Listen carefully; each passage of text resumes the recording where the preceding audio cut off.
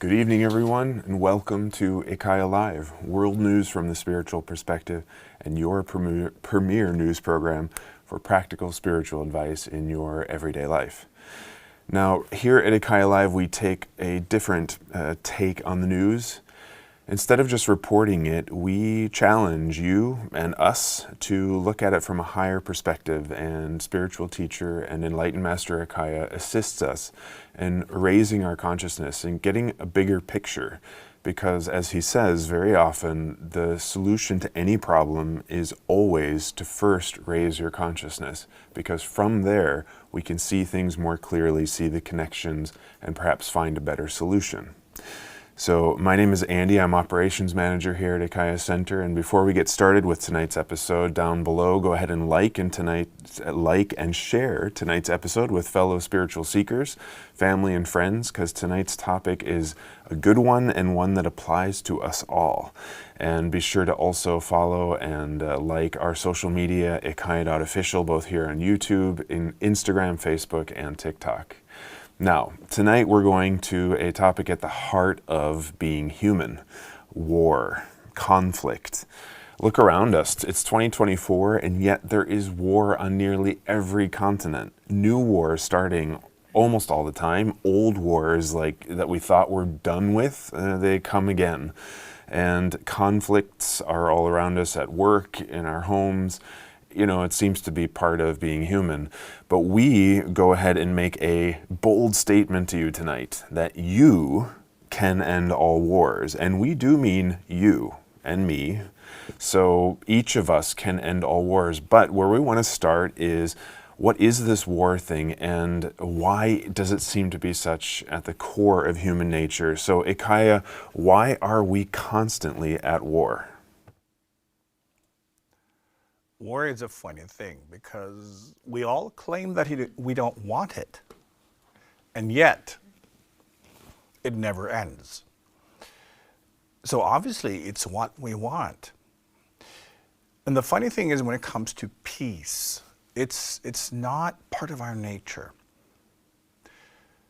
Peace is just absence of war.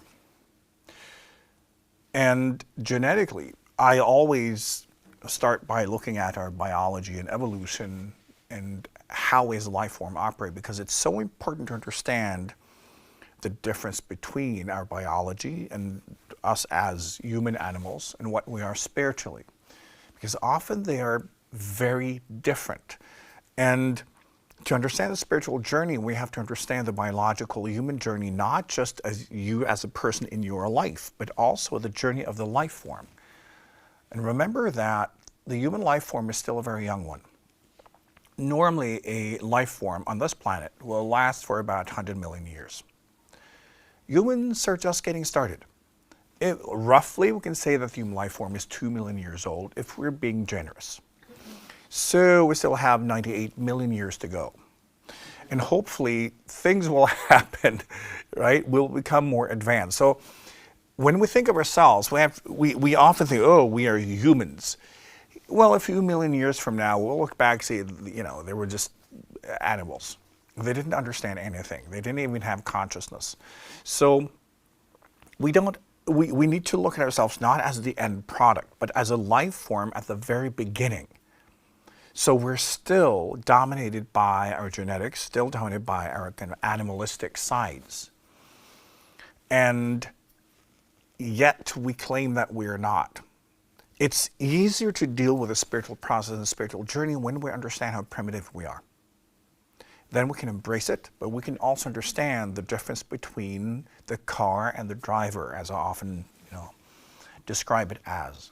You, as a spiritual being, you have a very different agenda than the biological one.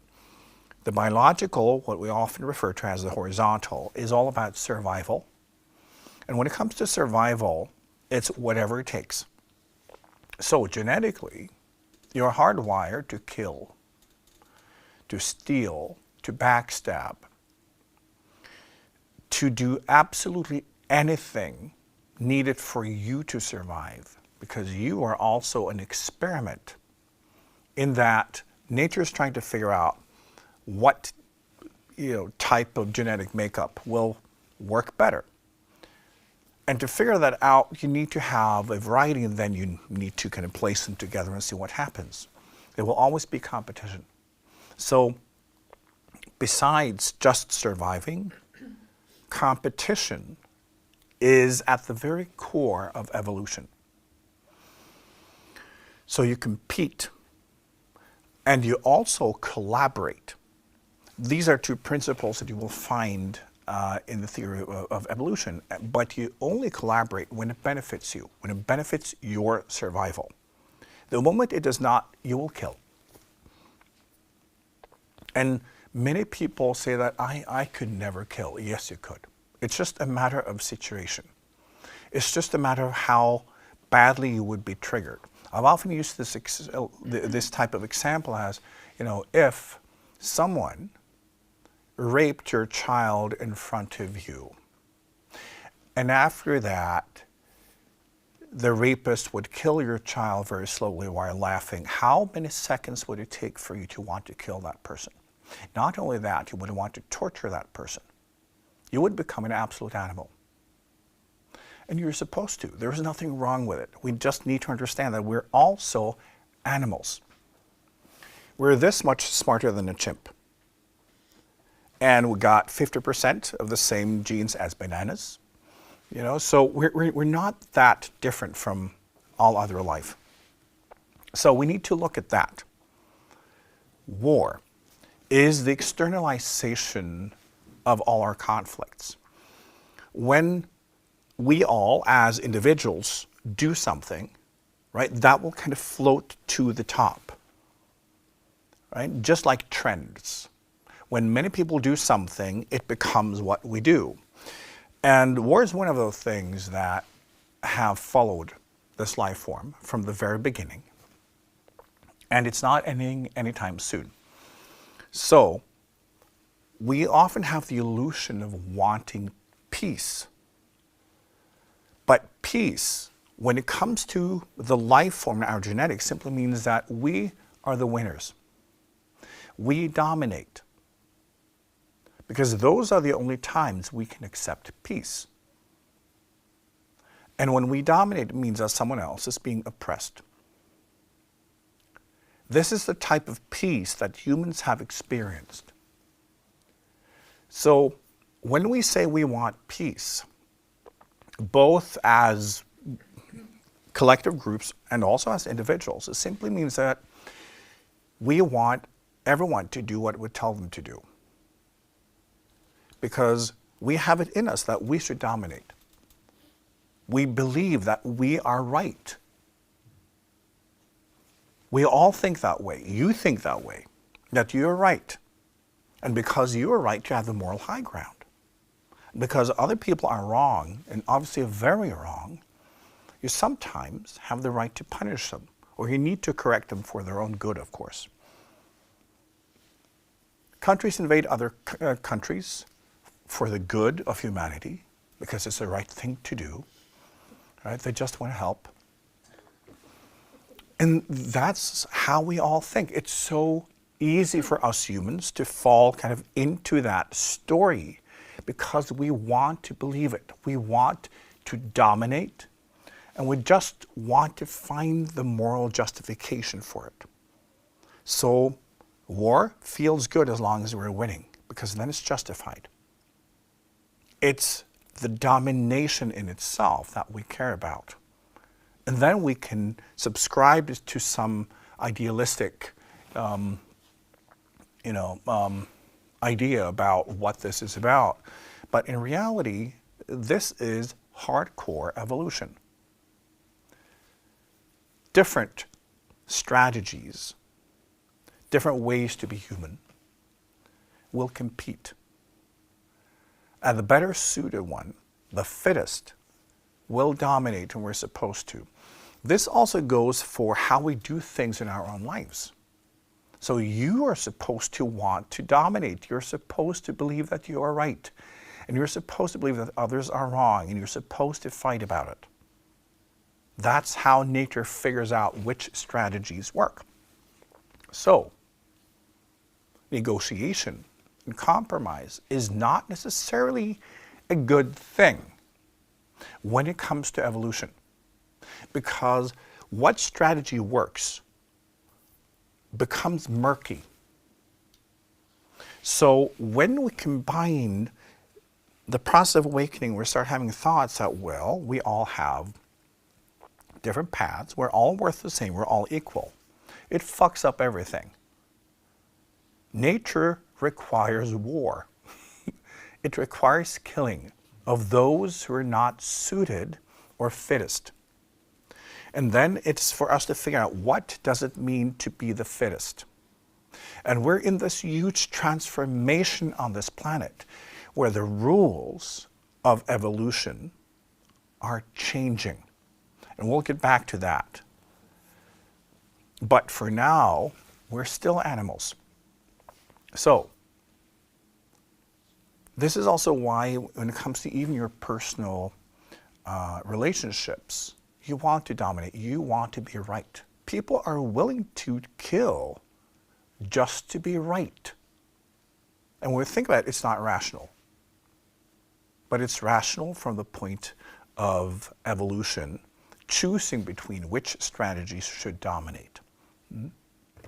So at an even more basic level though, because you're discussing already like thoughts of domination and that kind of thing, but I've been morbidly fascinated my whole life at the way that even the tiniest little children, 6 months, a year old, they can just like seemingly mindlessly, robotically kill insects or small creatures. And what is it in, like, how is it so basic to do that to other living creatures?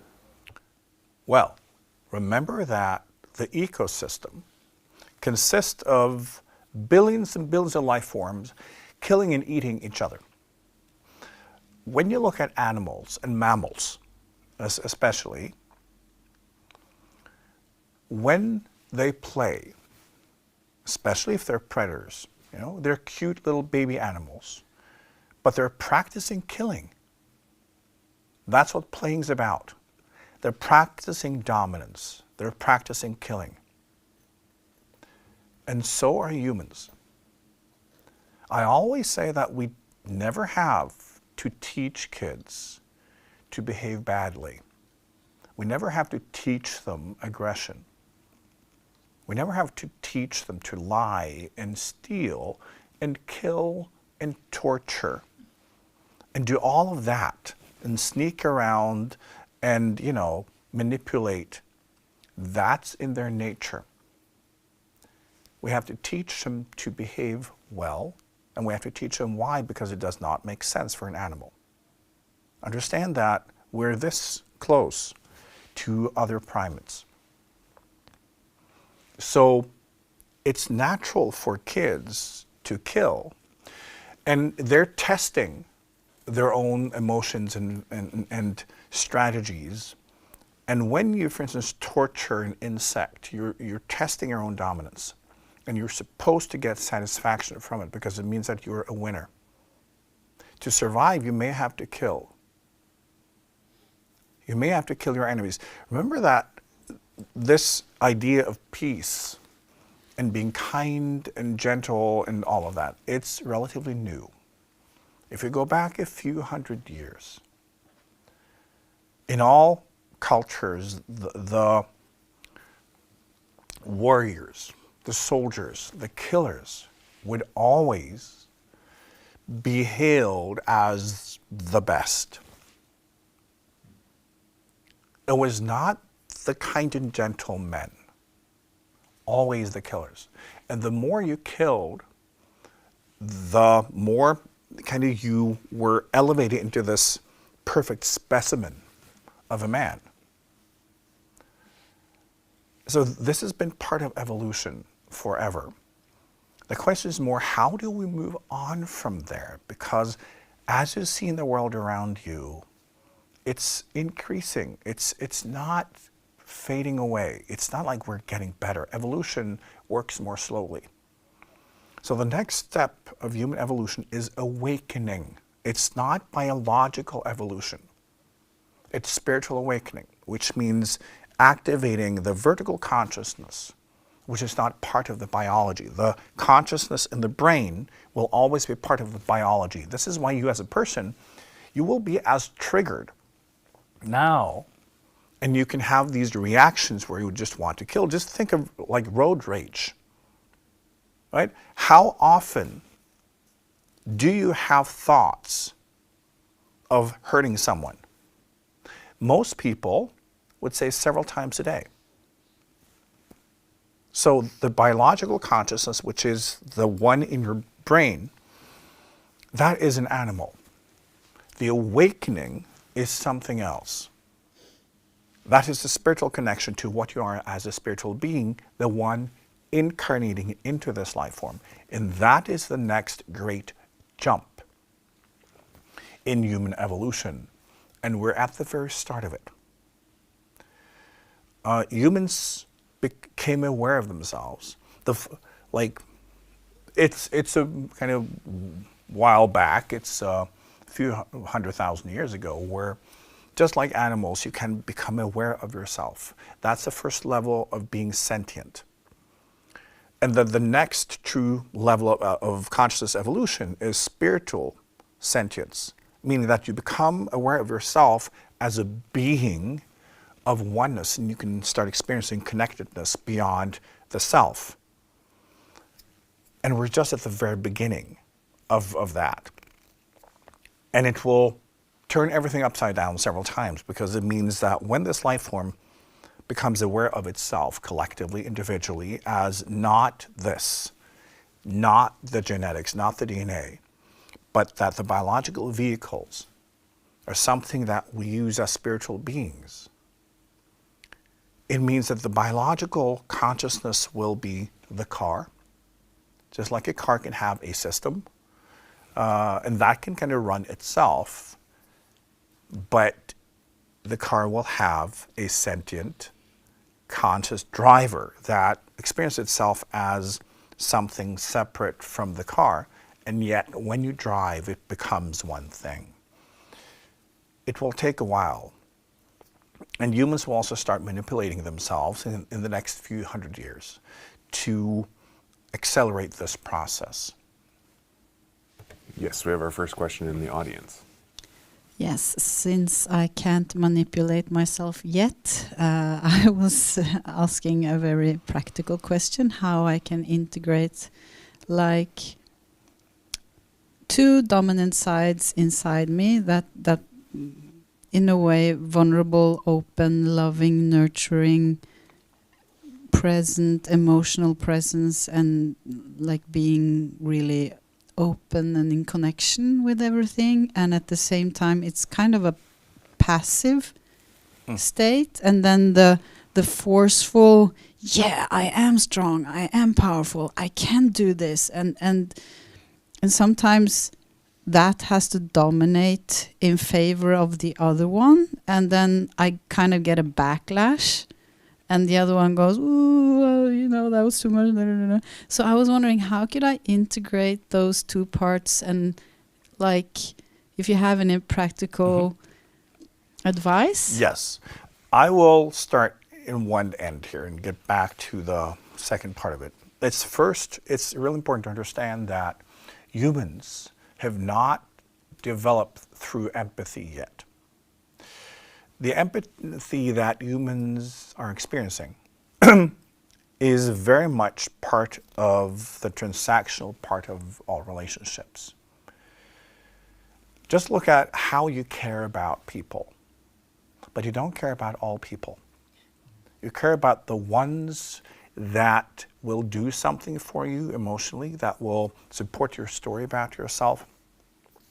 So for instance, you can care a lot about certain forms of suffering, right? Oh, a little child there, let me help that child. Sure, and like 4 million other kids living under worse conditions, fuck them. I care about this one, right? And that's natural.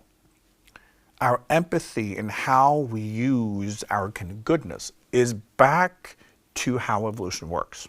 We collaborate with the people who can help us win. So, your empathy is really a weapon, making other people help you dominate. There's nothing wrong with it. But it's fun to look at because it's a very smart strategy. As an individual, you rely on other people to survive. That's how humans have become so successful. They're really good at this game. So the people you feel connected to, you see eye to eye, you understand each other, or that person has something that, this is useful. You will not necessarily intellectually understand it, but you will be drawn to that person. And you will then think that, I need that person closer to me. And you will be triggered into having feelings of empathy. I want to help you. And it's a survival strategy because once you do, that person will owe you forever. And you can nurture that relationship. So, that person is now part of my toolbox. It's like, it's us. And then you don't care about the others because it's not about true empathy. It's about investment in order to win. It's a war strategy. So understanding in the game of evolution, you are at war because competition is war. You're at war with everyone and everything because the whole ecosystem wants to eat you alive. Only the strongest will survive. And we know this biologically. So we have war strategies. Just look at how kids decide who to play with. It's just so much manipulation. And for adults, it's the same thing. We get confused because we think that we are supposed to have, unconditional empathy. And we believe that we do. And then we don't, and we get confused by it. Because your subconscious mind and your genes are scheming your own survival and dominance. By who you're with and why, it's always, how can I benefit? And sometimes it's people you can dominate. Sometimes it's people where you can play the victim and make them help you. It's all of these different variations. But they're all war strategies because your DNA is at war at all times. So I think number one, when it comes to your question is do not be naive. Do not believe that your body is naturally in a state of loving everyone and wanting to help or this or that. You want to kill and dominate and survive so that your DNA may be part of the evolution. It's that. And then you just use other people for that purpose. This is why all relationships normally are transactional. And we get so triggered when our partners don't give us what we think we deserve because we have invested. And we're not getting our money's worth.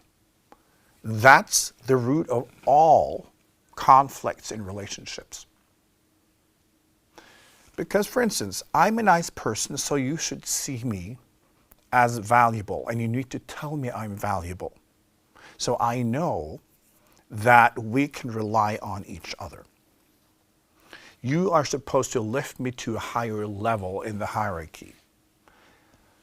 It's that. So in all relationships, we have a calculator in our subconscious measuring everything. You did this thing, okay, I did that thing, I did this thing, I expected you to do that. And then we have a lot of conflicts. And very often humans are not even aware of it. They just feel annoyed and triggered. When you do that, then blah, blah. Well, when we sit down, it's transactional. It's always a feeling of not getting your money's worth. We're not more advanced than this. Now, I'll just bring in like one thing that is really funny.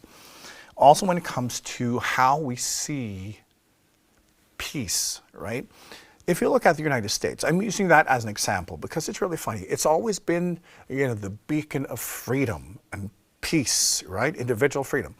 Now, the United States has invaded 84 out of the 194 countries recognized by the United Nations, has invaded 84 countries. And that's pretty like recent. It's just, you know, in a few decades. And even more like fun. When it comes to military activity, not just war, but planning for a war, preparing, like, you know, the United States has not been involved with only 3 countries in the world. In some way, the United States has been involved militarily in all countries in the world except for 3. Just think of how ridiculous this is, right? All for peace and prosperity, right? And then they invade countries to manipulate them into, oh, democracy and freedom. Yeah, right. It's dominance. Because that's what evolution is. The fun thing about humans, well, there are a lot of fun things. I make fun of humans all the time. But the driving force behind all innovation in the world is the military. We think, oh, we want more stuff, blah, blah. Everything, all major scientific breakthroughs are coming through the military for military purposes. Whenever there is something new, the first thought will always be, how can we turn this into a weapon? Always. And it's only when it's figured out how to turn it into a weapon that it then can be released to the more civil part of the population. So, human innovation on this planet is spearheaded by finding new ways to kill each other. Pretty much all technological advancements, everything, all sciences, it comes from trying to find better ways to kill each other. That's the driving force. It's not peace and prosperity. It always comes from that. So, the industrial military complex is leading the way. The civilization is being pulled after it. So this is also why we have the technology we do. Because we let war be the #1 priority. Think if we had a very different priority. We may have developed very different technology. If you think of everything you see around you, comes from the military.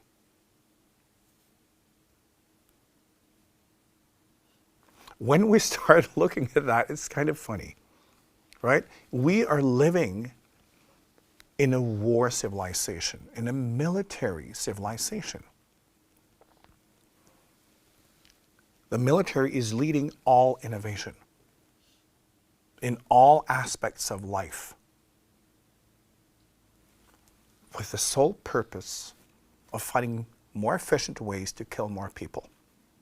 That is what is driving our civilization forward. It's not wanting a better world. It's domination. This is where we are. But just as an experiment, think if that was not the case. In what direction would our civilization go? It would look very different. Since it still is the case, though, it makes me curious, why have we not, I don't know, at least once, if not many times, sort of ended up at a zero-sum game where we just wipe each other out? Because that's not what evolution is about. It's that bringing forth the best. That's what domination is. And then you can't dominate unless you have someone to oppress. Right? So you need that. You need as many as possible.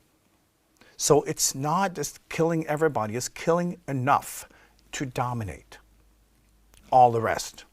and make them love you because you are wonderful and you did this because you're sacrificing yourself for the greater good. It's that. So we will never get to that point where we kill each other, out of extinction. That's not the point of evolution. Although, we may get close. But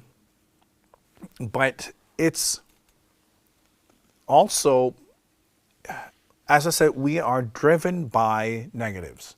We're driven by fear, domination, killing, like all the most brutal sides, because that is what it takes to survive.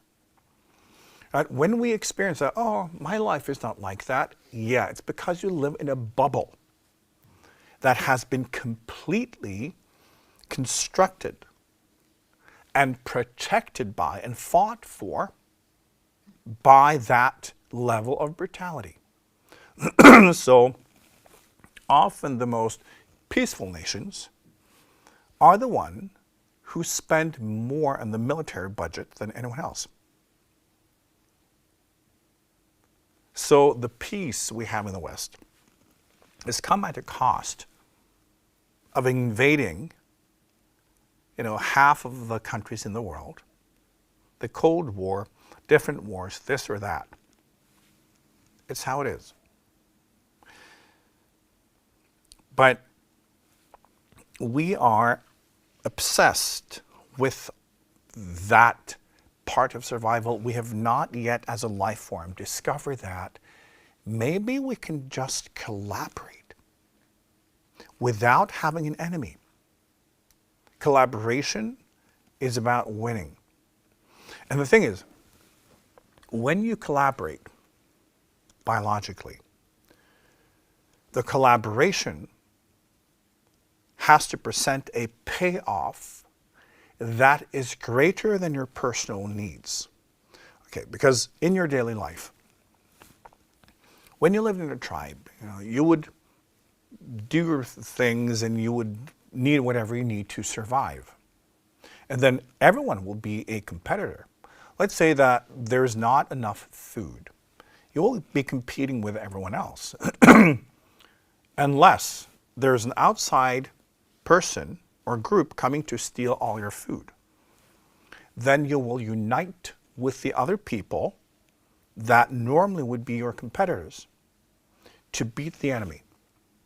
Because at that moment, that interest of collaboration presents a greater payoff than you competing with those people you're now collaborating with. And this is something that your subconscious, connected to your genetic makeup, is constantly calculating. So all your friends are actually that. It's your subconscious recognizing that, yeah, we're on the same side. We have common enemies. This is why when friends come together, they often criticize someone. They talk shit about the outer enemy. They can make someone the enemy. Women are experts, like the one who is not present will be the enemy for that day, because we just need an enemy. That unites us.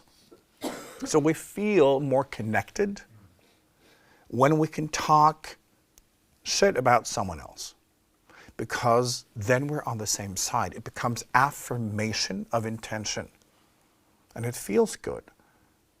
So when you are not present, they will talk shit about you. And it's really not personal. It's understanding that this is how humans connect. We unite only by recognizing an outer enemy. And by attacking that enemy, we're affirming that we're on the same side. Yes, we've got a question in the audience.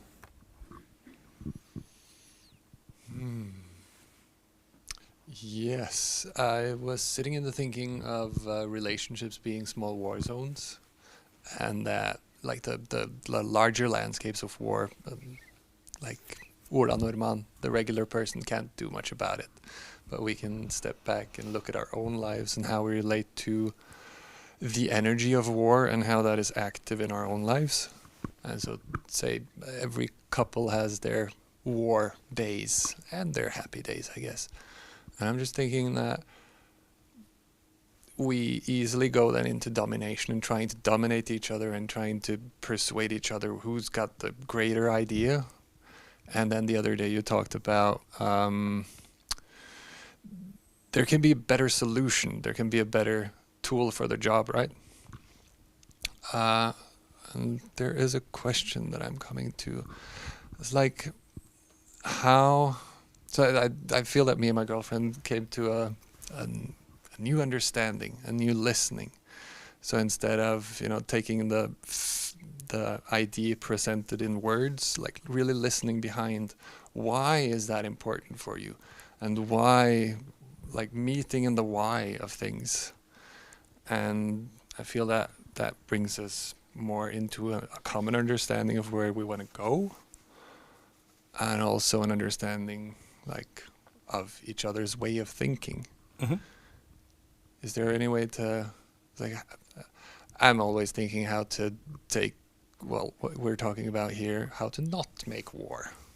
Well, I think it's also about learning how to be at war more efficiently and also embracing it as part of our human existence. Because believing that we are not a warring life form, that is extremely brutal.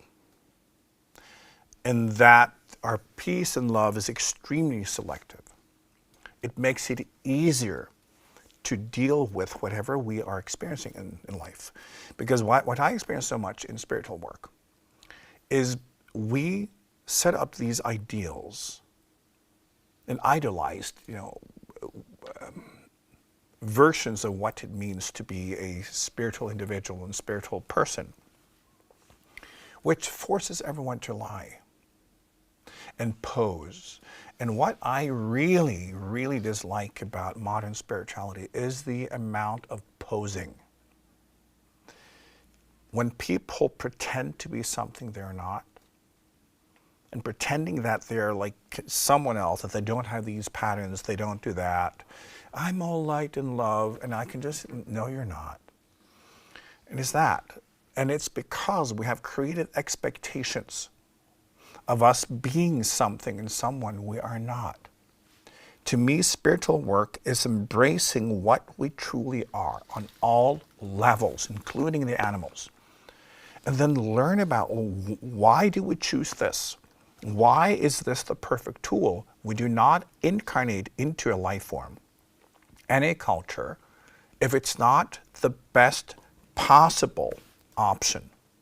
So we have a plan spiritually, and we can't go into that. We can't fully utilize our lives unless we embrace what it is.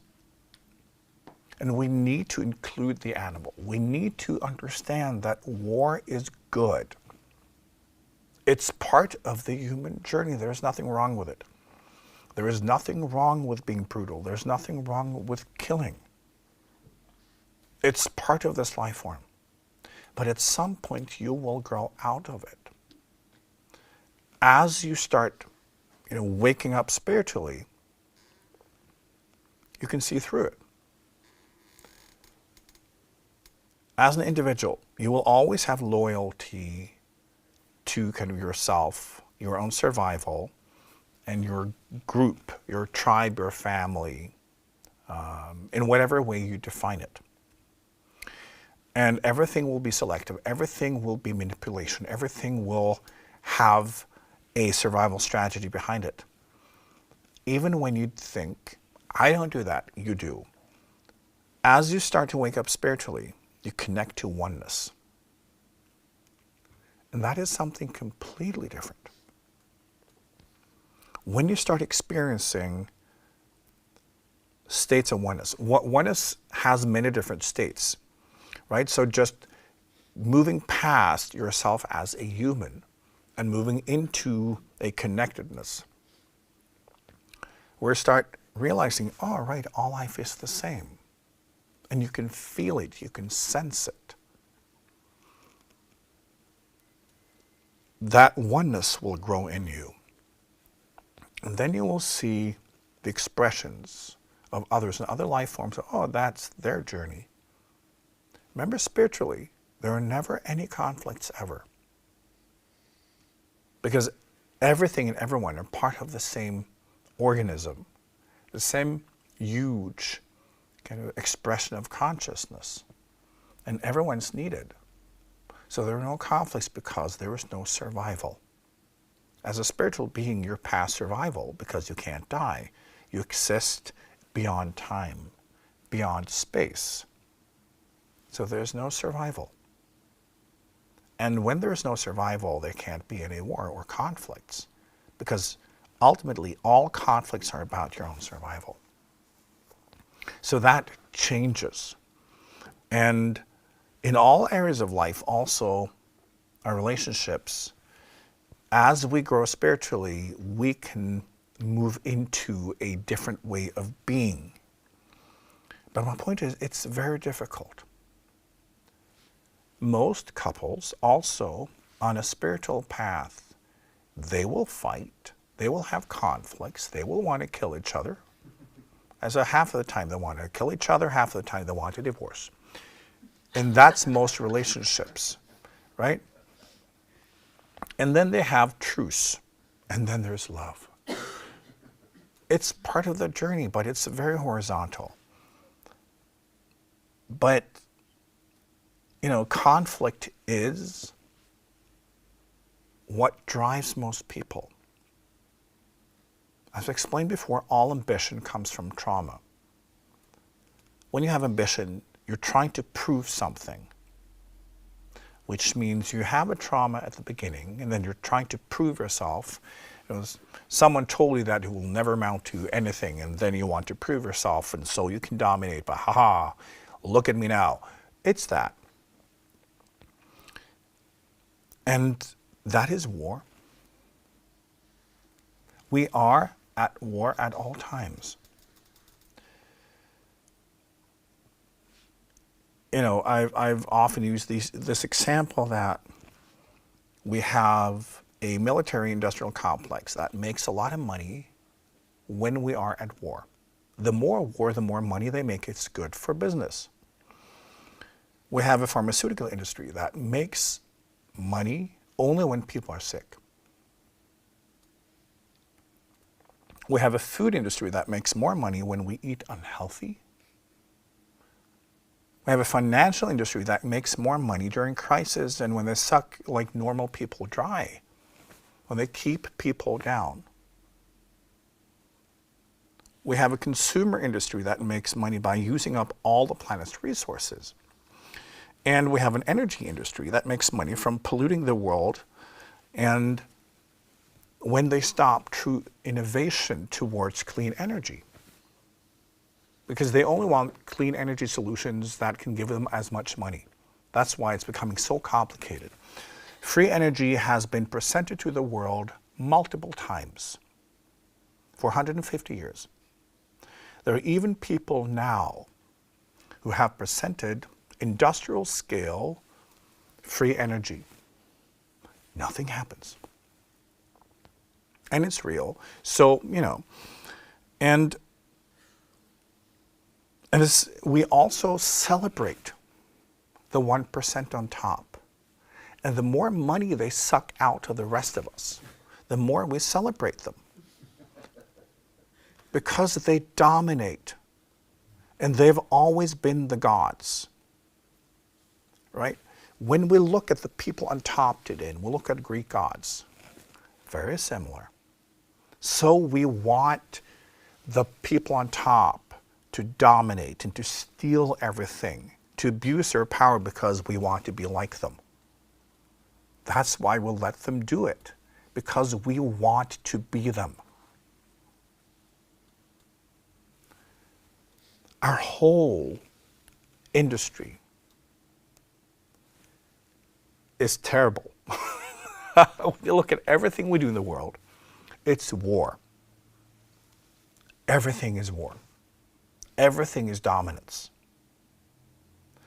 Everything is, you know, when you dominate, part of it is showing that you can break the rules. This is why when you have huge corporations they automatically start breaking the rules, breaking the laws, and show that I don't give a fuck about the environment.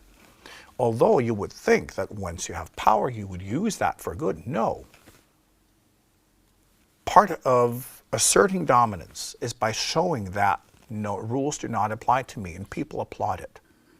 Let's buy their products. We are like that.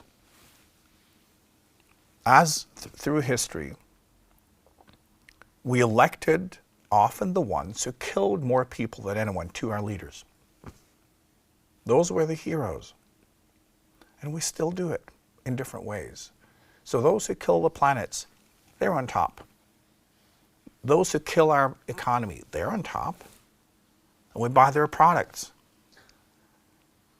We like killers. We like the ones who dominate and show that they don't give a fuck, because that is how they assert dominance and show that they are above everybody else. So we let them get away with it. All right, well, this is a perfect time for an observation from YouTube. So spiritual evolution then does not seem at all compatible with this world that you're describing, but clearly you're here. It's a spiritual evolution as well. So, but what are we not seeing? Why? How can it work? Well, that's exactly why I'm here. The thing is, biological evolution means that in a low consciousness where you're still spiritually asleep, the pure, brutal game of survival will still develop your consciousness, because it's the only thing that will stimulate you. You will only improve something when you can dominate or survive or kill. It's also why I said that the greatest innovation in our civilization happened in the 30s and 40s because of war and crises. That's what stimulates us. So it means we only are able to switch ourselves on and find true motivation for anything once there's a crisis. We're willing to change when there's a crisis. So we innovate to not die or to beat the enemy. So when we're not trying to do that, we will fall asleep because we're not aware. So I've explained that the human life form is a reactive life form. It's how we work out our karma when we are in a state of spiritual sleep. So when we have reached kind of the level of incarnating into a human, but we've not started the vertical process, the vertical consciousness yet, it means that the biological consciousness, that's what we've got, right? And that only works by reacting. The brain will only react, respond, and then you do something. So all the human brain is doing is reacting to stuff. You notice things, you get triggered, the rest does not exist. And so it is for all life forms. They just react to each other, and that is what triggers interactions and conflicts, and thereby also evolution. So in a biological state, you're supposed to be reactive, you're supposed to be triggered, and that also reflects your karma. Because once you react to something, it's because there is a difference between where you are standing and that which you are reacting to. And that also represents your growth potential. We react because it's a threat. A conflict will normally be two positions trying to figure out what has the best strategy for survival. So you will be triggered, and then you will learn or die. So In a lower state of consciousness, we only react. This is why we're triggered. This is why in relationships and whatever happens in life, we react, and then we're also trapped in that paradigm because your brain will never stop reacting. And when you as a person are locked into that, you are imprisoned. And all you can do is react. While spiritually, as a spiritual being, you never react at all because you don't have to. Reaction means that you are living in the echo. You're living in the effect. You're living in the consequences.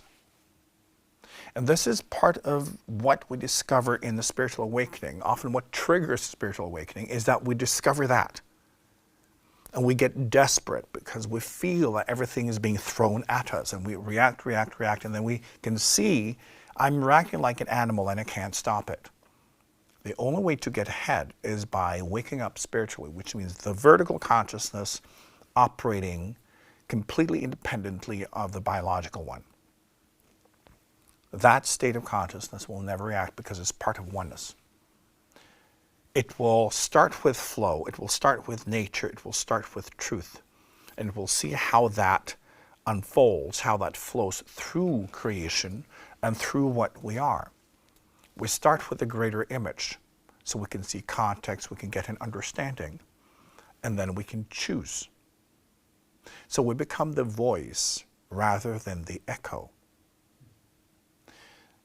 And then we discover, oh, right, I can express. I don't have to live in reaction. Because reaction is basically reacting to someone else's expressions, or even my own karmic ones that I'm not aware of. When I get into that position, I can be the starting point. I can use my voice. I can focus. I can send out and see what happens. I can create echo. I can create reaction. But I'm actually the one doing it. Then your dialogue with life truly begins. And that transforms how you deal with karma. Because instead of you just reacting and wanting to kill, which is always the first reaction, you can just look at how things unfold. And you can understand, oh, this is happening because of that. This is happening over there. Then this is happening, and you can learn, you can interact with it. It's not mystical or magical anymore. But you need to be in the vertical state to see it. Only then can we move past this. As long as you are in the state of biological consciousness, which means reaction, triggering, consequences, there will be war. And you will be in a state of war. And think of all forms of aggression as acts of war. So you will be in micro wars all the time. So in the vertical consciousness, you will gradually move out of that. And this is the fun thing about spiritual awakening, is that you will find that you have these glimpses where you can see things clearly, and the next moment you'll be fully human again in your reactions and behaving like a monkey, right? Or a gorilla, you know? And you can't help it because you're still not transcended the primate consciousness. So you can be in this, like you can open up and begin that communication, begin, the journey, and then you get triggered and you get pulled into it. So this is the dialogue that we all have to be in within ourselves. And then we'll be in enormous amounts of conflicts within, because we'll be in these two different states of consciousness at the same time, trying to negotiate, trying to figure out what's what. And I know that this is so frustrating for all of you who have began that process of awakening. And this is why people start lying. This is why people start posing. Because they think I'm not this. I'm just the light. And of course you're not. it's still how you work out your karma. Because you're not there yet, where you can be in a free consciousness and observe, oh, I want to study that. You can't see it. And life has already planned your karmic journey for you. And that's whenever you get triggered. That's where your learning potential is. That's where your karma will be expressed. And you will react. And when you react, you get chemicals. And that will create emotional glue. So you get kind of glued to that manifestation, right? And then it will loop. You can't let it go until you have resolved it somehow.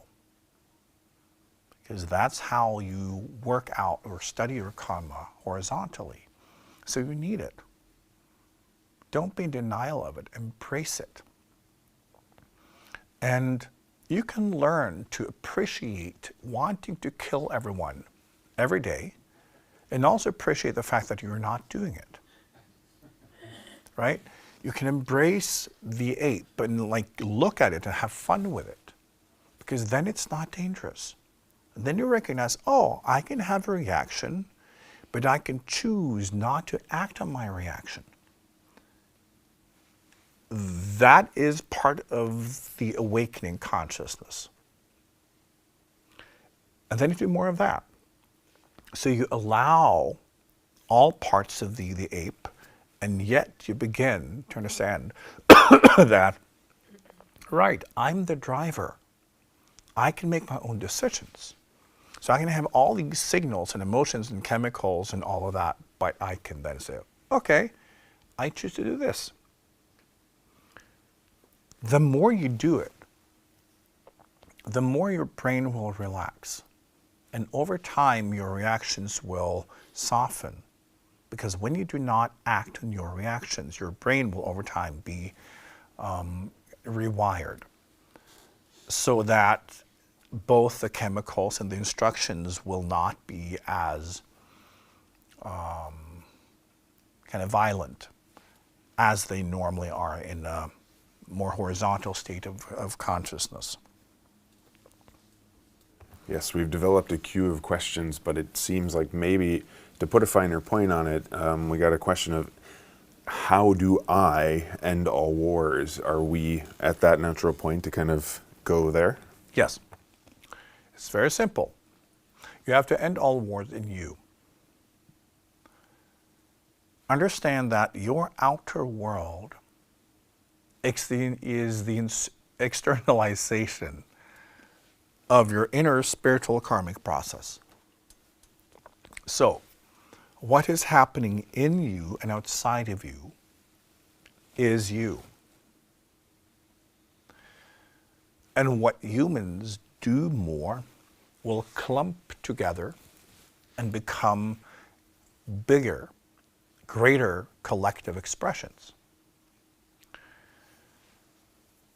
So, if we want to change the world, we have to change ourselves. That's where we start. That's how we can influence. So,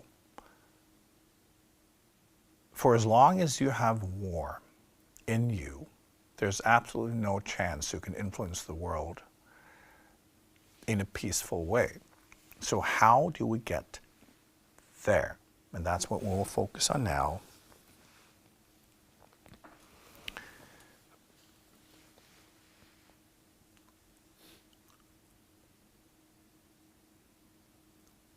Now, if we start with the concept of suffering,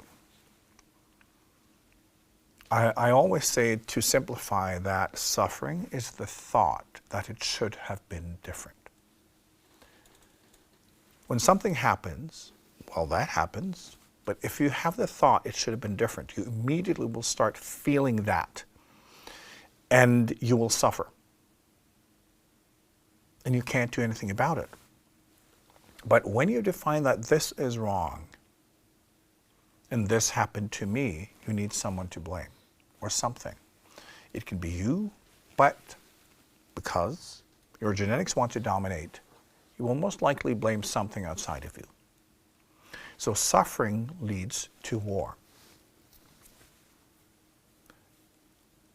We often believe that war leads to suffering, but no, it's the other way around. It's the thought that it should have been different. That's how we find the enemy. That's how we define or justify that I'm entitled to attacking them because I want to make things right. That's always the justification. We just want to make things right because they were wrong. So, understanding that we have to kind of crack the code of suffering in ourselves, the most direct way is then recognizing that any thought it should have been different is impossible. Because if it should have been different, then that would have happened. Whatever happens is the end result of a long chain or a long kind of combination weave of a lot of things and a lot of different processes in the universe. And when something happens, it's mathematical. There is no option. Because if there was an option, then that would have happened instead. When we accept that everything is one organism, is one big mathematical equation unfolding for eternity, there are no glitches. So what happens is the correct expression of whatever is present. Letting go of the thought that it should have been different will help you move to a peaceful place in yourself. Because suffering consumes most people. And this is the key to understanding all conflict. All conflict is about it should have been different, right? And someone is to blame for it. So I need to correct it to make it right. And we do it from a war perspective, not if something happens, well, how can we work with that? If that's the expression, okay, that's the starting point. How can I contribute so it can unfold more? That's a different way of doing it. But that requires that we don't have the thought that it should have been different. So learning to have the thought that everything is always perfect. So when something is happening, you can say to yourself, this is perfect. And then ask the second question, why is it perfect? Why is this the perfect expression? And then you can look for that. Remember that whatever happens in this world is not really what's happening. These are all renderings. These are all projections so that we can all experience our own karma and different manifestations so we can interact with our own karma. Karma always being kind of the distance between what you believe and what is. In other words, where you are standing and your next step in your own spiritual evolution. That is the only thing ever happening. And therefore, there's never a conflict. The conflict arises when you're fighting your own growth potential. Life is only trying to show you what it takes for you to grow, which means obviously that we need to change something within ourselves. We need to learn something because otherwise we would already be in that next step. And when things happen, they will show how life works based on your own next step. Because obviously, if you can think of it, there are two different levels of how life works. And then when you see that, you see, that's wrong. I'm right. You suffer, you attack it. But in that process, you will lose. And then over time, You grow into it. Not understanding it's because you've been at war and lost. Even when we win, we lose. In war, there are only losers. And we know this, and yet we go to war in all directions. We all do. So learning to look at life and saying, this is perfect. Why is it perfect? And looking at what is life trying to show me? And then also ask the question, what is it life want me to do differently? When we learn to ask these questions and investigate and then try to figure out, like, what can I do differently? Because the whole thing is, when life is showing you there is a step here, you're in this room, you need to be in this room. That's your next growth potential. What is the difference between those two spaces? Why are we not there already? What are the changes? And often you can also look at it and understand that there's something you need to do differently when it comes to behavior, way of thinking, emotions, how you treat others, how you treat yourself. You can find it. But if you say that it should have been different, have that thought, you will immediately try to fight it. All conflicts in the world, big and small, are about individuals trying to fight their own growth, fight their own learning, fight their own potentials. All conflicts are about this. Defining your own potential as the enemy. Because from where you're standing, it should have been different. It should have been what I wanted to be.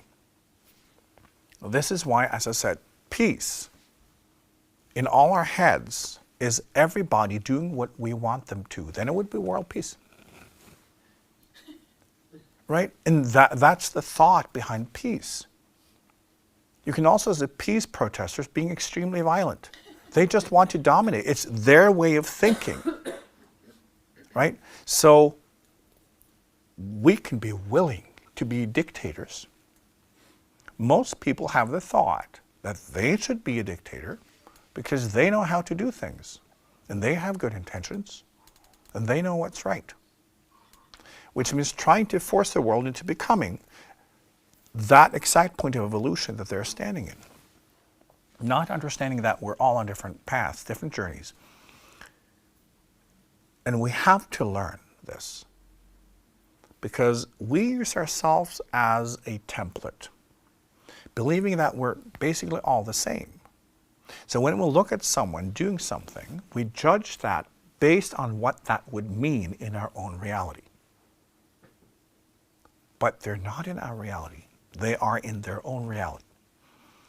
We are on different levels of consciousness, different levels of evolution even. We have different values. We have different journeys. We have different experiences. We have different memories. We also have different past lives. You know, they may come from a very different planet or a different type of dimension than you. And coming here, we're wearing the same, ape suit, but inside we may be very different. We may have different ways of thinking and feeling based on where we're coming from. And yet, we think we all share the same process and the same values. So of course, your way is the right one. So when we relax and say, right, we're all extremely different. And we're all here trying to fight our own growth potential. That's a very intimate process. Life is showing each and every one of us all our potential. And we're all kicking and screaming and yelling and fighting that. And then it's just a matter of which people and situations and places will be the sounding board for that echo. What will be the mirror? And that's what these people will attack, including you. So it's never personal. So we can learn to relax all of this and see how everybody is trying to fight their own evolution, which is kind of funny once you can see it.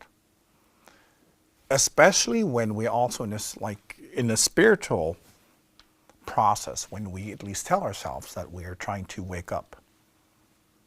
And then we identify with that. And then we can see that we're trying to do everything we can to fight it at the same time. Because when you have the thought, it should have been different. When you judge others, when you criticize, you're fighting your own growth potential. And yet you claim that you want higher consciousness. Let go of everyone and everything. Let everyone be. The state of detachment is one of acceptance. Accepting everyone and everything as part of the same organism, recognizing that your journey is none of my business. It's your business. I can observe your journey. I can observe what you're doing. Maybe I can learn something from it. But it's not my job to judge it. It's not my job to attack it. It's very simple.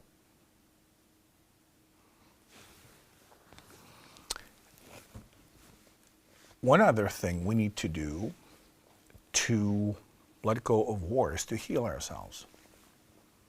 Think of everything we have accumulated, of the stories that should have been different. Lots of them. Healing is not being right. I've talked about this before. For most people, healing is an attempt at being right. Finally, my fight was justified. Finally, I get recognized. That's not healing. That's still part of the war.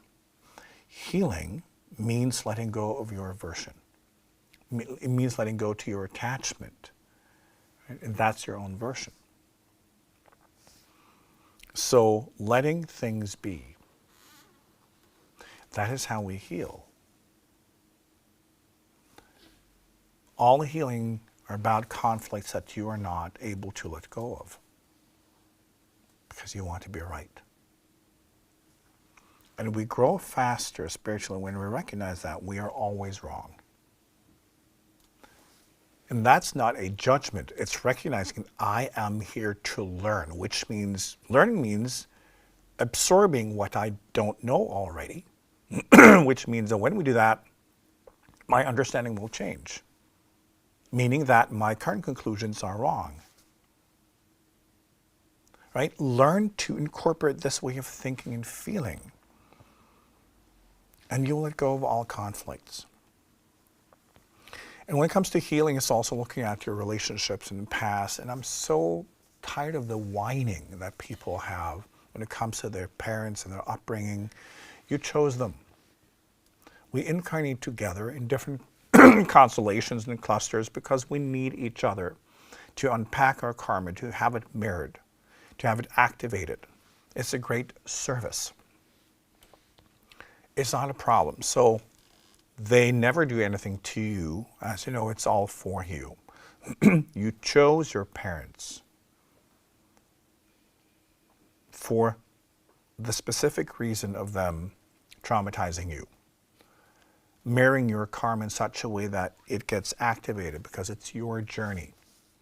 They're basically, pushing your car until the engine starts. That's what we all do. So understand when people have done things to you in the past, it's for you.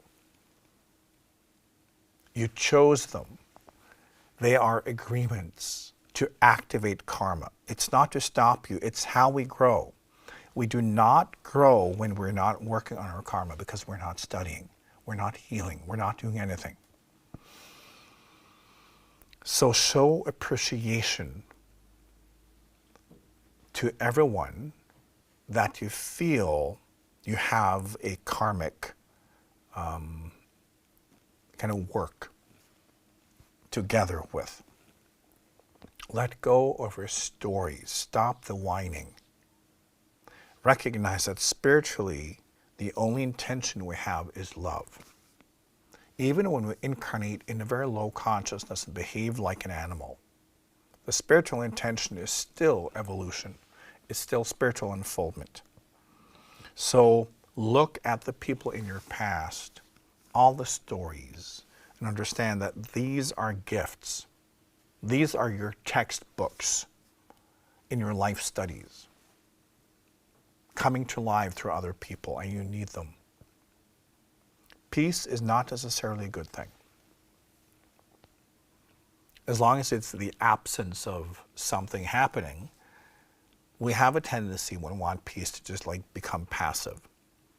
We need these conflicts to activate our karma, and then we learn and grow, hopefully. And as you wake up, you learn to appreciate the people in your life who've stabbed you the deepest, because you are not able to access the depth of your own karma, the depth of your own inner wounds. It can only happen through others. So we need each other to activate, to study, to both inflict wounds and to heal them. So also let go of the thought that everyone is your enemy. One thing we can also learn is to go beyond the individual. When we're in our karmic stuff, we have a tendency to become extremely self-centered.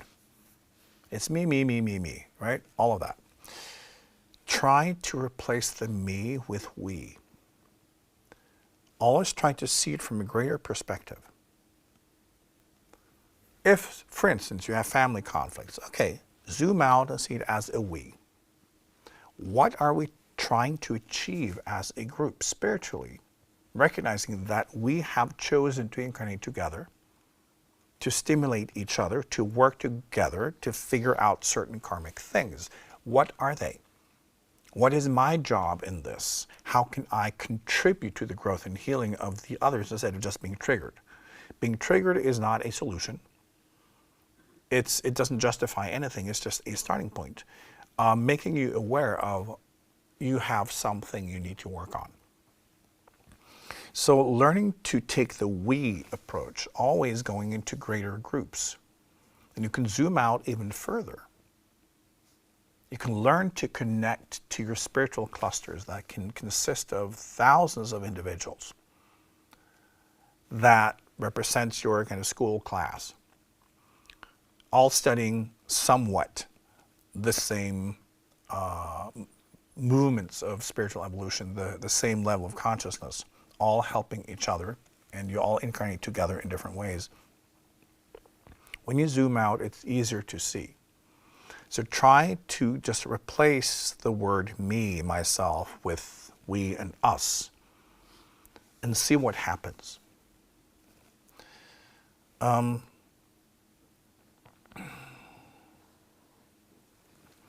As is it like, learn to let go of this idea that you have to be right. The ego is obsessed with it. The biology is obsessed with it because you're supposed to believe whatever bullshit you come up with. You're supposed to fight for it because nature only cares about what strategy wins. And the more you fight for whatever you stand for, well, it's a clear option. And if you kill everybody else and you're the last person standing, you win. It's the only thing that evolution from a biological standpoint cares about, right? You can set yourself free from that, but you can't if you're in denial of it. And for as long as the human life form operates in the biological consciousness, as long as it's still preoccupied with suffering, judgment, criticism, all of that, there will be war. It's how they figure it out, because when we have no kind of self-reflection, when we're not able to observe ourselves and deal with ourselves directly, we will blame the world, we will blame others, we will attack them. And then by doing so, we figure it out. It takes time, it takes lifetimes of aggression until we start realizing, oh, right, it's me. It takes time. But most people on this planet have not reached a level of self-reflection yet. They're not aware. They have the biological consciousness, but they have no vertical awareness, meaning the spiritual awareness. And most people on a spiritual path, the vertical consciousness is just beginning. Right? Just like inner self, you may have wonderful inner experiences. You may understand things. And at the same time, you have issues and conflicts. You have wounds from the past. You can blame your parents and you suffer, right? Because you're still there.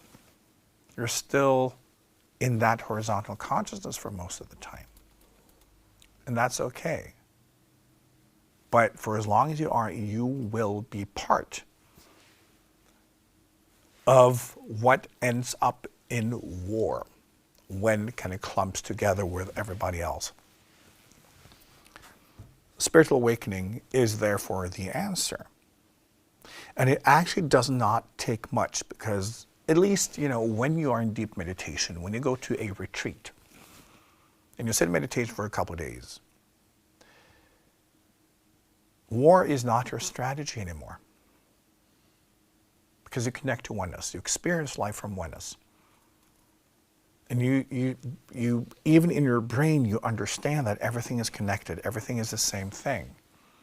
And then you open yourself up to love and that flow. At least in that state, you're completely free of the horizontal consciousness. So it's that. And we can all move in that direction. And as I said, the big evolutionary jump that this life form will go through in the next few hundred years is one of awakening. It doesn't mean that everyone will be on that train, but more and more individuals will incarnate with an activated vertical consciousness, meaning that they understand that they're not human. They are in a human. They just know that I'm driving the car. They don't believe that they are the car. And that will happen more and more, and will change over time how humans operate. But for now, we will have a lot of war, because humans have a lot of conflicts. And just think of all the self-hatred that many people have.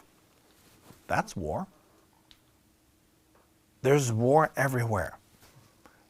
When you see it in yourself, it's easier to grow past it. So embrace it. And understand that it's necessary. There's nothing wrong with it. When you can love war, when you can love all aspects of it, holding the space and understand that whatever people go through, it's what they need. That's how they study their own karma, no matter how brutal or terrible it is. But it's not necessarily your journey. Right? So you can hold space and you can hold love. And that's also how you gradually grow into someone who can be part of lifting the consciousness. And over time, you're talking evolution here, to be part of creating a space that will lift humans out of this primitive behavior. Any more questions? Yes, if we still have it, we'll start with the audience.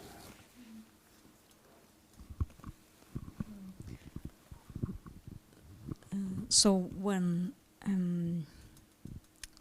the absence of war is peace, can it also be, if it's not that, abundance? I mean, it's basically what happens after, because peace is connected to war. So it's when that becomes irrelevant. Because it's basically, the same coin, just two sides of it. So it's like moving past it and what comes instead. Yes. Just think of, again, the thought experiment. If it was not the war machine that controlled all innovation on this planet, if it was human unfoldment, what would the world look like? What would it be like? And it doesn't take much to imagine that, wow, who we are would be at the center. What it means to be human would be at the center. It would not be domination and killing. Right? This is also why, when we have a war machine, it's very difficult to also change the mindset in the conventional industries that we should not kill the planet. Because war is all about killing, or threatening to kill if we don't have our way, because we love freedom and peace. But it's that. So yes, if we were able to eradicate that whole paradigm, and we recognize that, oh, right, we're all on our different journeys. We're exposed to our own karma, and that is our own responsibility. We did not have to clump our resistance together to create teams and then we fight each other. We could then have a world where everybody's journey would be unique and important, and where we can kind of give space for all of those unique expressions, which means that innovation would speed up tremendously. Because when we actually want unfoldment more than we want to kill off the competition, we allow everyone, because then we're not competing anymore. It will take quite a while for humans to get there. But I think it's important that you all try to fantasize around this and understand that we live in a war machine. We don't think we do, but once you see it, you can't unsee it. You can see all industries, the economy, everything is a war machine. We are at war with each other. It's the economy, it's weaponized. Everything is weaponized today. Culture is weaponized. Politics is weaponized. Entertainment is weaponized. Consumer products, weaponized. Anything and everything is weaponized. That's because that's the top of the pyramid. That's the purpose. So in ourselves, I think it's important also that we try to envision what would the world be like with a different intention. And it's like it will bloom in all directions and all colors and everything. And we would have so many different ideas. Like free energy would have been a thing a long time ago. Right? We would have learned how to express ourselves in new and wonderful ways, because we would start with each and every one of us and what we become together through the strengths of our uniqueness and talents and potential. And humans will get there, but it will take quite a while. But it's important for anyone in a journey of awakening that we can see it and that we connect with it and that we try to vibrate it and we try to treat other people that way. Because remember, we are all groomed and brainwashed to become kind of parts of this enormous war machine, and we're not even aware of it. We're just thinking that's how the world works.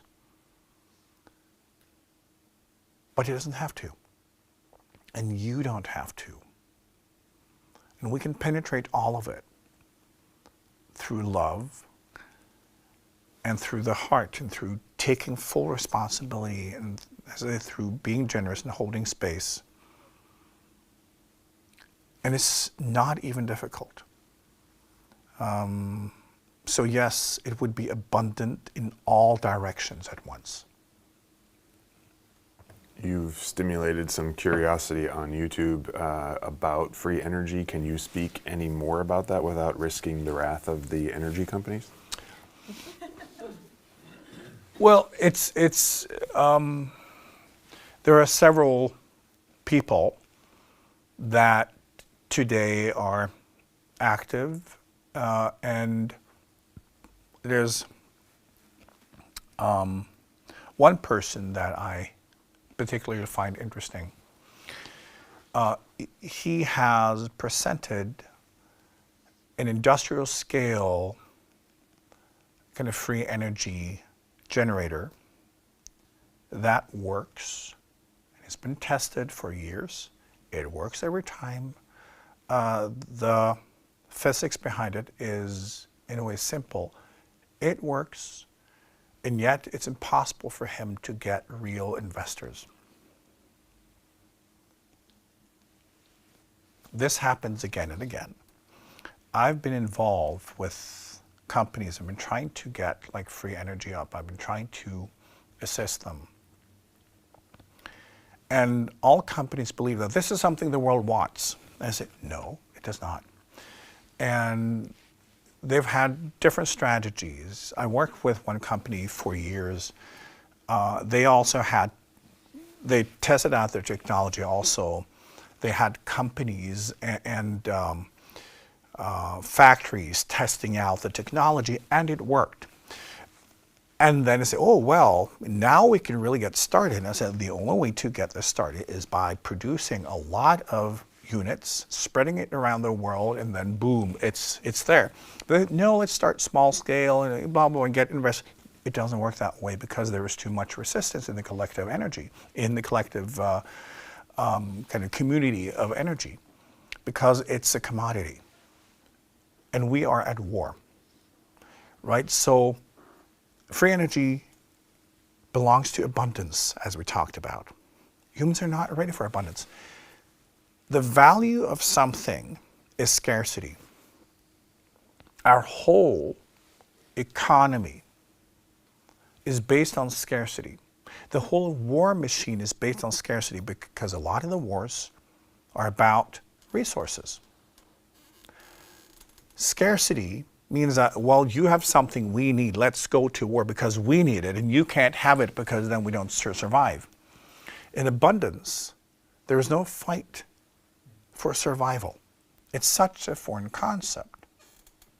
So everything that has value is based on how scarce it is. When there's a lot of it, it loses value, right? Exclusivity, scarcity. So like free energy is such a threat to our whole civilization. And the thought behind this enormous machine that we live in, it cannot exist when real abundance becomes a thing. So of course it cannot survive. Of course it will be stopped. And understand this is not like evil people trying to stop it. It's the collective consciousness. What's happening in the world is all humans put together.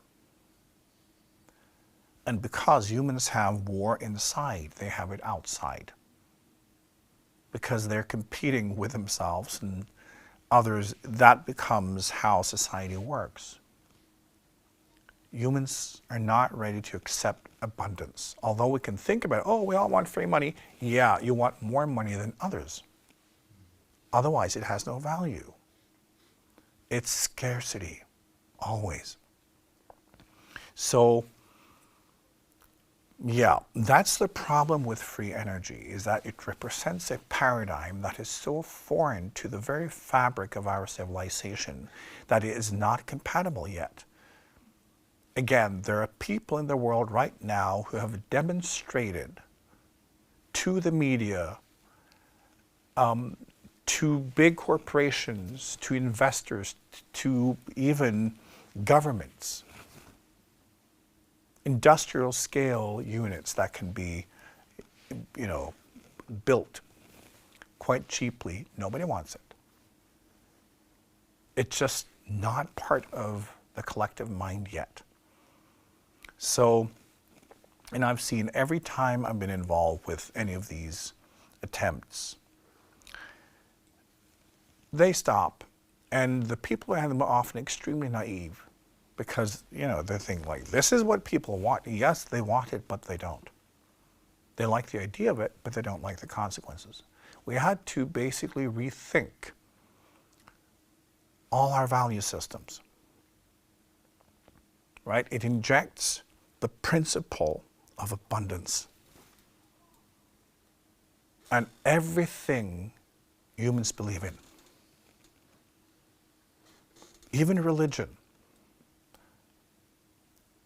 is not everyone that gets into heaven. Only the chosen few. It's that, always. The chosen ones against those who are not. The better ones. Abundance is a principle that is so foreign to humans. And yet, spiritually, it's all available.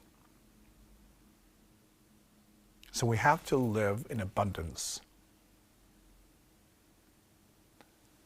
That's how we also open up. When we realize that everything has already been given, that the flow available to us is everything, why should we compete? Why should we be in conflict with anyone? Because they have also everything they need. It's the scarcity that is behind conflicts. Back to relationships. You haven't given me enough. It's always that. So I think free energy is such an interesting topic because it just shows that, it's been served by so many people so many times, and people simply do not want it. Okay, we have another question in the audience. I love the picture that you just draw about changing the intention from a world of war and war machines into a different perspective. And I wonder, when I look at the society or the collective, I sense a very different state of levels of consciousness and intentions. So I wonder, how can we get there if the level of different consciousness is getting broader and broader, and there are some people who really want to do the changes and the transition and transformation, and there are other people, and I think they get dumber and dumber. Mm-hmm. Yes, people are getting dumber by the minute. And it enables also less advanced individuals to incarnate. I've explained this paradox. If you think of this life form as a whole, you would think that, we're all evolving in the same direction. Well, when you think of this as a certain kind of octave of consciousness, and that, yes, there is a certain spectrum of consciousness from here to there. But the interesting thing is that the more advanced individuals you have, that gives room for a lot more less advanced individuals. So at the same time as more advanced individuals are incarnating and the consciousness is rising, it's also getting lower. So humans are stretching. So both rising and also giving more room for lower consciousness, more in the pure biological level. And that will create that tension because this is also evolution. Which one of the two will win? So there will have to be a tension between those two levels, and then at some point it will snap. Normal evolution would indicate that it's the higher level that then will take over. If not, well, the planet was not ready. So it's a requirement in whatever space you find higher consciousness that you also have more primitive consciousness, because the higher consciousness can hold space.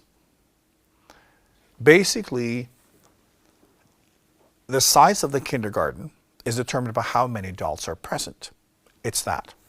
And if you have more adults present in the kindergarten, well, why wouldn't you have more kids? It's just that.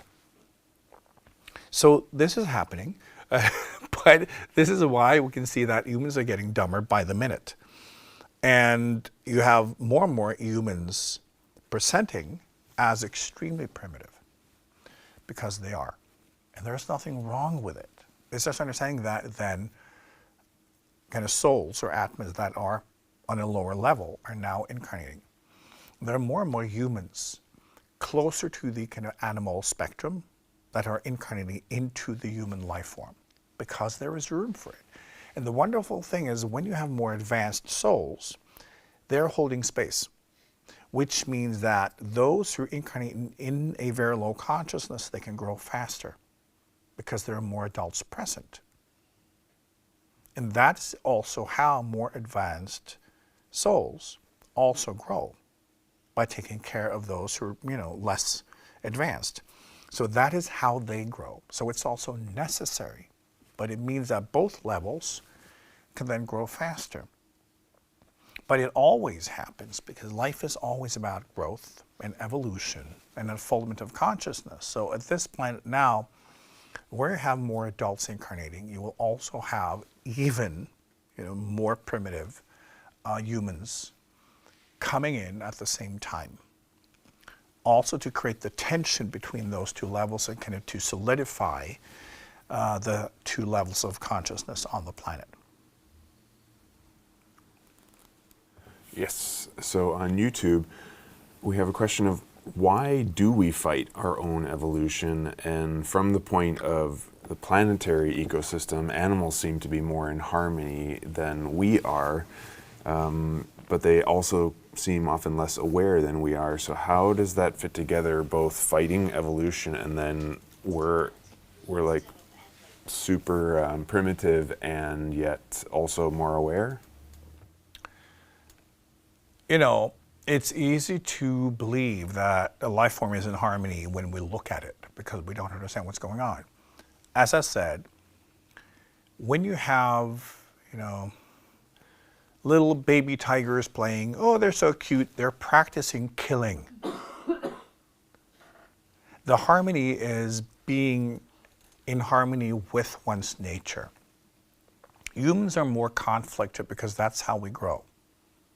We grow faster. Being in the human life form is a fast-tracked process of spiritual evolution.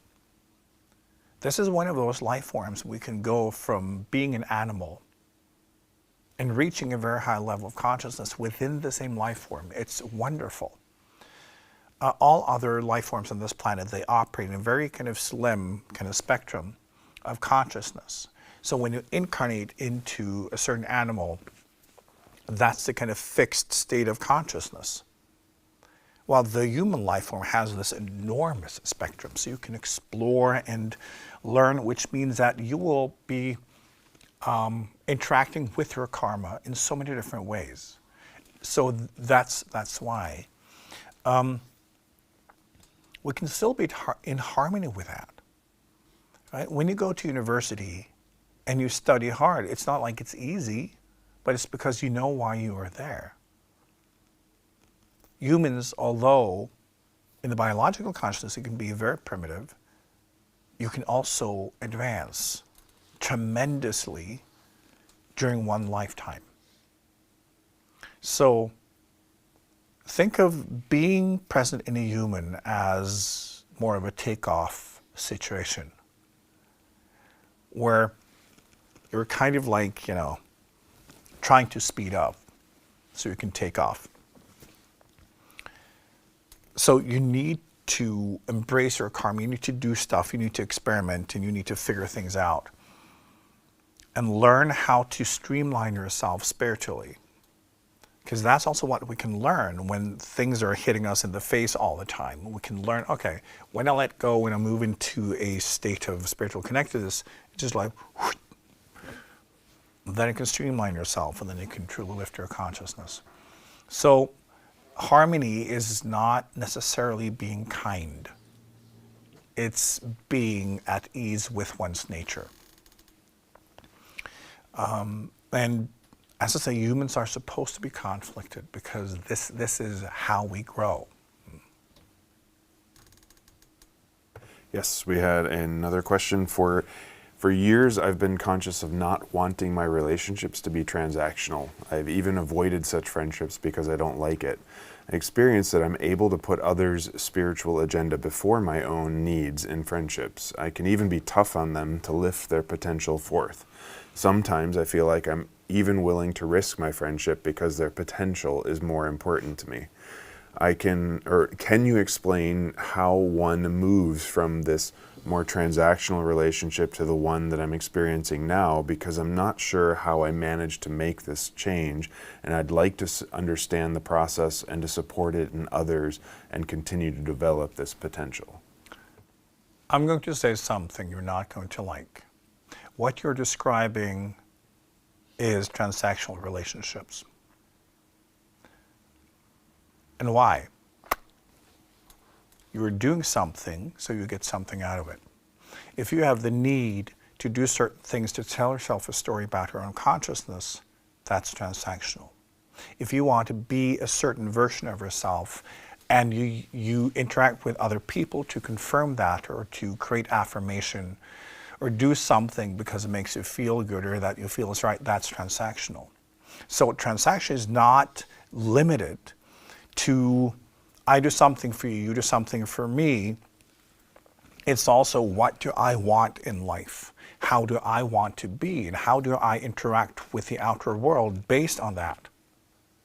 Because the point for you to interact with the outer world is to be able to establish, am I this version of myself? Am I actually this consciousness? It's transactional, so you can never get away from it. And there is nothing wrong with the transactional part. Everything on this planet is transactional. The whole ecosystem is transactional. So I think it's important for you to also lift your understanding of what transactional means. And see, it's not a negative thing. You have many different levels of transaction. But as long as you have an intention with others, there's a reason why you have that intention, and you want something out of it, even when you tell yourself that you don't.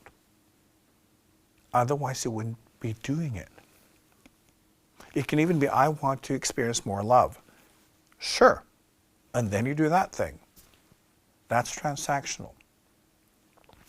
So my point is not to point out that you're doing it wrong. I'm just saying that transactional can also be giving and receiving love. It can also be a one-way thing, sure, because that can give you the experience of who you want to be. There is always an exchange. And the transaction is also becoming aware of what that is. And then we feel often that if we don't get out what we want, we stop. For instance, if we want to give ourselves and we say, like, this is going nowhere, you're not getting your money's worth. Even when it's a one-way thing. Because you want to see a result, you want to see them respond. You want to see them heal. Because you want to give. It's still transactional. So, you can never get away from it. We just get better at it. And we get more refined. But back to what we talked about, we need to embrace the horizontal part of the journey as well. And seeing that everything in the horizontal world is transactional. And it should be. Otherwise, we can create karmic imbalances. So, we can be in an unconditional state, an unconditional attention, but when things manifest, they will still be transactional. The difference will be when we are in a higher state, that we don't get attached to it. So we say, okay, we're in this exchange. I give what I give, and then I receive what I receive, and that's fine. It's just like when you see a flower, out in nature, that's also transactional. You see it. You can enjoy it, which is what you get back. You get the experience of the flower. And what you're giving is your presence. That's exchange, and that's transaction. But we can also be in that intention that it is love, that we want things to grow, and where we set our own kind of needs aside, so we don't go in and say, I want that. Because to me, that is the difference. When we state very specifically, I need this, then we create conflict.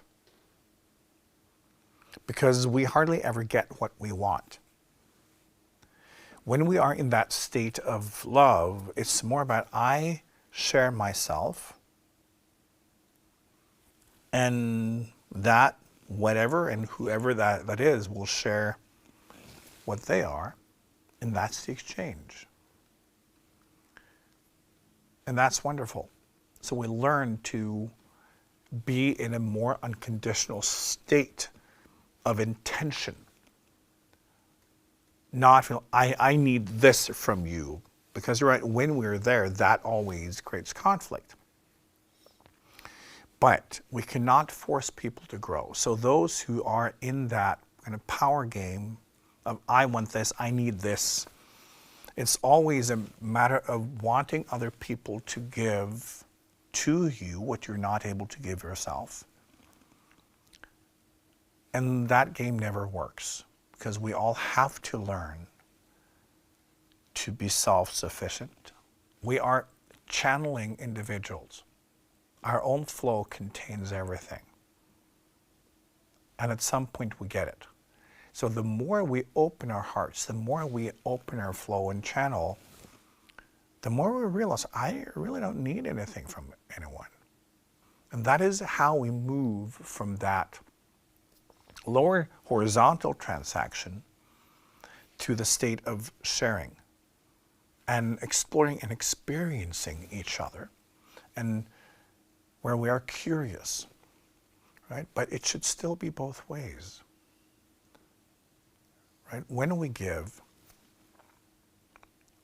we should also learn to receive. Whatever is there, we can receive the beauty, we can receive the gift of experiencing someone, seeing someone. Often, as part of the spiritual awakening, we can move into mindsets where we think it has to be one-sided, that we have to sacrifice ourselves, and I give and I don't need anything in return. There will always be an exchange. And there can be an arrogance in the saying that, I want to give, because then it could be a power move to position oneself. I'm above you. You have nothing of value. So I can give. And then it becomes a way to assert your dominance. But, with a spiritual veneer. But it will still be dominance. When we see everything as equal, we'll meet something with an open heart. We can sometimes say, well, I have the intention of just giving, but maybe life arranged it because you need something. We need to be open to whatever life is doing, whatever life is giving, because there's always this exchange. So I think it's healthy to always try to be in a state of wonder and curiosity and unconditional love, and then let life work through you. And also understand sometimes that means that life will present you with something. And the more we grow spiritually, the more it will come from the oddest of situations and places and people.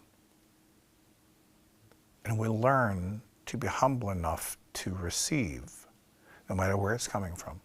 Because I say it's so easy that we can play this power game of spiritual consciousness without even knowing it, because the ego will turn the vertical into a horizontal game. So the easy answer is always be in the heart and always try to nurture love. In all relationships, try to see other people in their journey. See them through the eyes of love and inclusion and understanding and nurturing. And hold space. Holding space for others are one of the most loving things we can do. It's enabling everyone to go through what they need to go through, but we facilitate so that it's a little easier, right? We're basically just clearing the path, but we're not interfering. And also learning to do that in relationships. I know that can be very difficult, but it's one of the great potentials in relationships with spiritual intentions, that we try to nurture and to hold space for each other, but let each individual go through their journey without us interfering. Okay, we're back to the audience. Yes, I have a question regarding the question before the last one about incarnating higher consciousness, and then it gives space to lower consciousness. Is that the same in ourselves? The higher consciousness we develop, the more we can go into the lower? And if so, how can we easier navigate that? Yes, you're spot on. And I think everyone can relate to that. And it can be frustrating, and back to why people are posing and lying, because they're taught to believe that that should not be the case. But the principle here is that you incarnate in many different levels of consciousness at the same time, because you consist of many separate lines of evolution. In every type of spiritual principle, every angle, you have a separate journey. So inside of you, even as a person, you have many different levels of consciousness, many different levels of evolution in these different principles. And yes, the more you move upwards spiritually, the more space there is for deeper things, because now you can actually do something about them. And you're supposed to then use what you've learned in the higher consciousness and apply them to the more primitive ones, so that in one part of you, you may benefit from what you have learned through that kind of movement towards higher consciousness, and then apply it so that that evolution may go faster. So the higher we go, the more light there will be. And that light will reach the darkest places in you and then activate. So when we're being honest, all of us can experience that. We can be in high consciousness and we can feel love and harmony with everything. And then the next moment we can be complete animals and be very aggressive and be very dominated by our genetics. We just have to embrace it. It's just part of the journey. It's not a competition. It's oneness. And wherever you are in yourself, in these different points, well, that's where you work from. That's what you can unfold. And learning to embrace all different levels of consciousness within ourselves means we will also accept it in the world. Remember, often I've seen so many people in modern spiritual work feel threatened by low consciousness. And it's for that reason. They're afraid of their own primitive levels. So they have to kind of vilify normal people, or people who are not in spiritual work. Because maybe they're only connected, like spiritually, in a few of their own kind of places and spaces. And they don't want to identify with the lower things, which means like, well, they've got plenty of it. We need to recognize that every level of consciousness is a spiritual journey. Every level of consciousness is part of oneness. And it's this one big organism, consciousness, unfolding, and there will always be different levels. Just like, it's not like kindergartens will run out of business. There will always be children. So it's that, you know, and we need to embrace that in ourselves, because whenever we learn something new, we start from scratch, right? So we always have new starting points. That's part of the journey, and it never stops. We just get better at it. So over time, those types of conflicts will disappear, right? We embrace every level in ourselves, and we find harmony in acceptance. So when we have resolved kind of the wars within, we project that level of harmony to the world around us. And our presence will often assist others in finding harmony, right? Because we project that complete acceptance, right? That complete embrace of everything, that there is no conflict between different levels or different positions. It's just part of the same. And then other people can lower their own kind of like warlike mindset.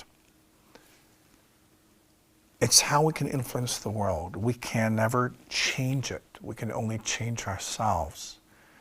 And then as a tuning fork, we become more powerful, the purer we are.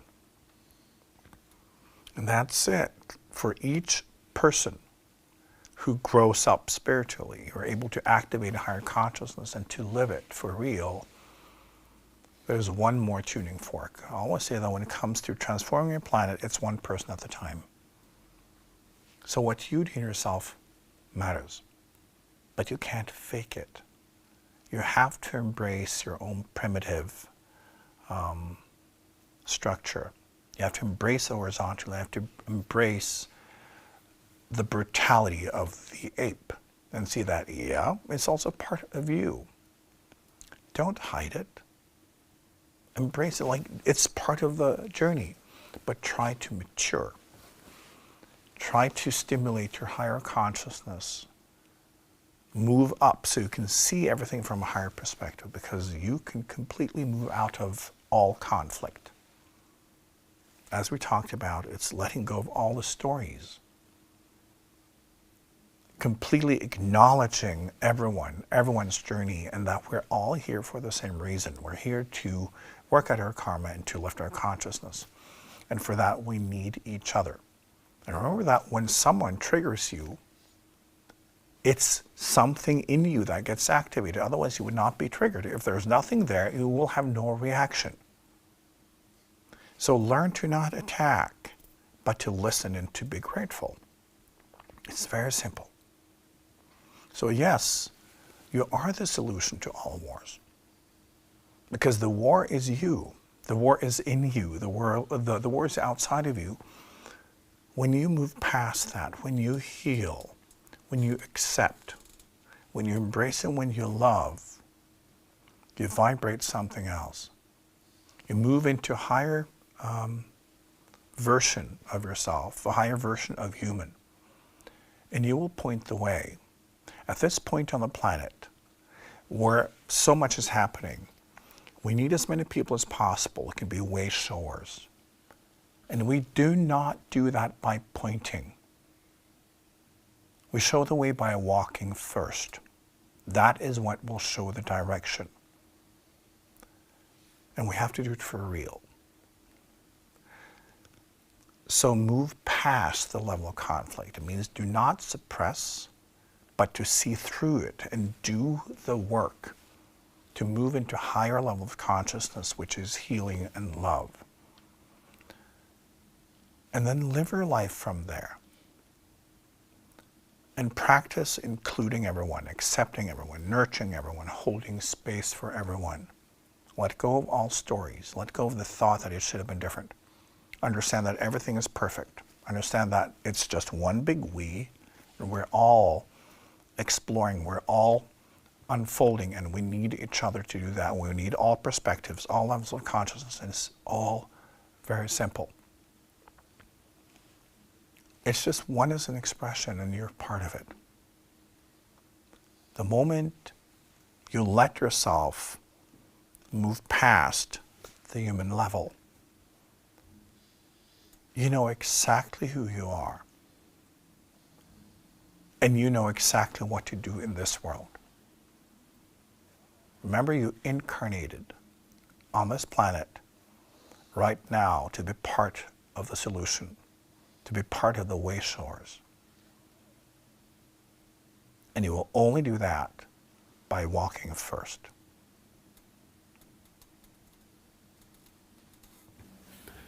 Thank you so much, IKYA, and thank you all for both joining us tonight and for such great questions and so much engagement. It's been a really enlightening evening, and we look forward to hosting you again next Monday, 19 o'clock Oslo time, for IKYA Live, world news from the spiritual perspective, and your premier news program for practical spiritual advice in your everyday life. Until then, be well, and we look forward to seeing you.